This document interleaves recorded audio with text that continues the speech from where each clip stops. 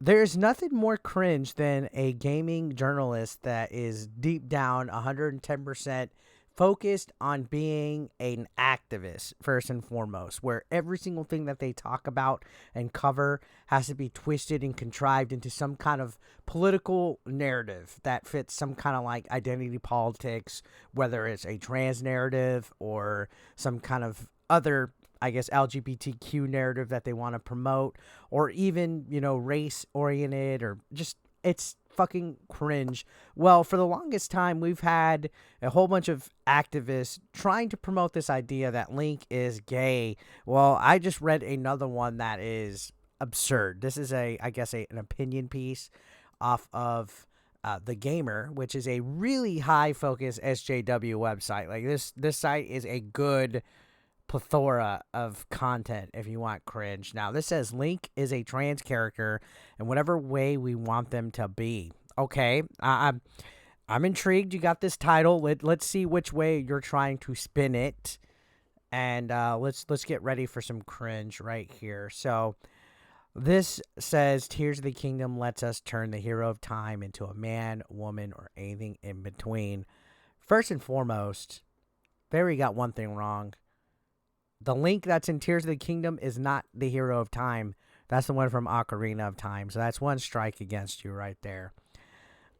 The next thing that we got going on, let's go ahead and take a look at this. So it says, Link has always been an androgynous reflection of the player, a silent, optimistic hero who is destined to save the world and protect Princess Zelda from evildoers that loom over Hyrule. While the character always goes by masculine pronouns and is viewed as a man by all those he stumbles across in each game, Link has often acted in defiance of gender norms. Okay, I'll bite on this. First and foremost, it is not wrong that he is androgynous, that he's usually a reflection of the player. He's the link between the player and the video game itself. But at no time has Nintendo ever really promoted this whole, oh, he could be gender fluid or anything like that. In fact, they've tried to basically just make him, I guess I wouldn't even say like an empty shell of personality, but Link doesn't talk. Link doesn't really show any kind of emotion outside of simple little grunts and little yeah when he swings his blade and stuff. Now, I already know where this is gonna go before I even fucking read it, because it's the same song and dance that all of these gaming activists write when it comes to Legend of Zelda, that you can put girl clothes on Link at one point in the game and things of that nature, which I'm going to give my thoughts on that. But just to entertain this website, let's look at it. So this says most games allow him to act, dress, talk, and express himself in ways that rally against CIS gender or cisgender normativity. He's never once destined to exist as a symbol of heroism bound by masculinity. This freedom of expression is liberating. Oh my God. So they're trying to be artsy fartsy with this.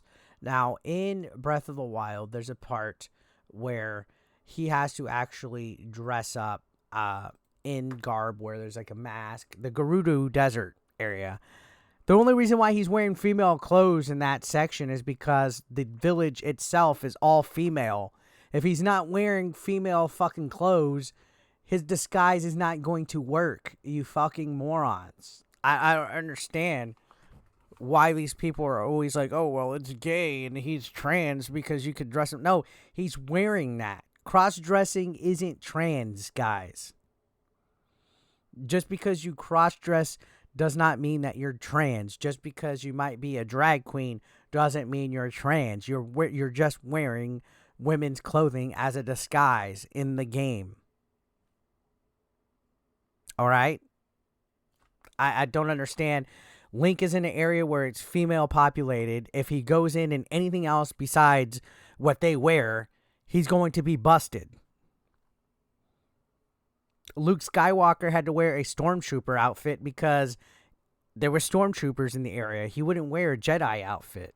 Do you not fucking understand that? I don't understand how that translates to him being trans, but let's go the fuck on. So this says that they wrote about the value of Link's androgynous presentation years ago. With the release of Tears of the Kingdom, it seems his approach to gender has only been solidified. It's a continuation of a vision that began when Breath of the Wild was revealed in 2014. The trailer was brief, following Link as he looked up upon the sprawling green fields of Hyrule. Suddenly, a guardian springs into frame and chases him through the forest in a scene that deliberately mirrors Studio Ghibli's Princess Mononoke. I guess I don't know how to pronounce that. So it basically says that Link has a real feminine look right here that we'd never seen before, and that it felt deliberate. And then right here, here's the quote. This is where it all began, a journey of queer exploration that dared to ask if this coming vision of Zelda would not only flip the gender of this iconic character, but perhaps go even further. Jesus fucking Christ. Like, my God. Oh, Eric, why do you find woke and everything? Because people find bullshit like this and everything. That's the fucking reason why you find woke and everything. So this goes on and talks about how people speculate about whether he's no longer a man. He's a man. I hate to break it to you. If you play the game, the cutscenes definitely have him as a man. And you can see there's some memes and stuff like that. They really want Link to be trans. They really want him to be trans.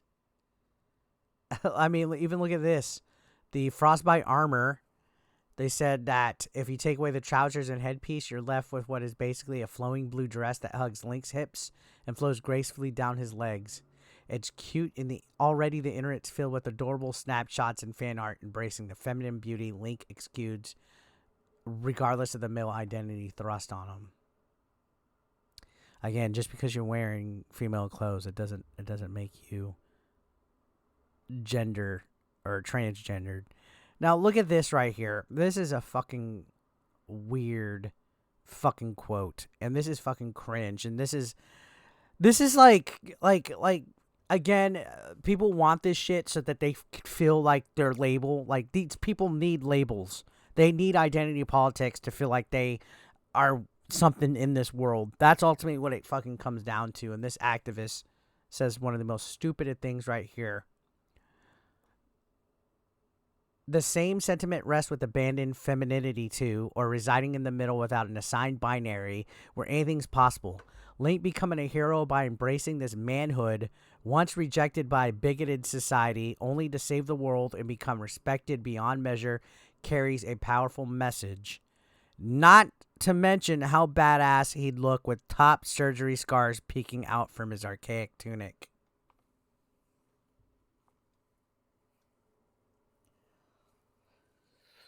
Oh.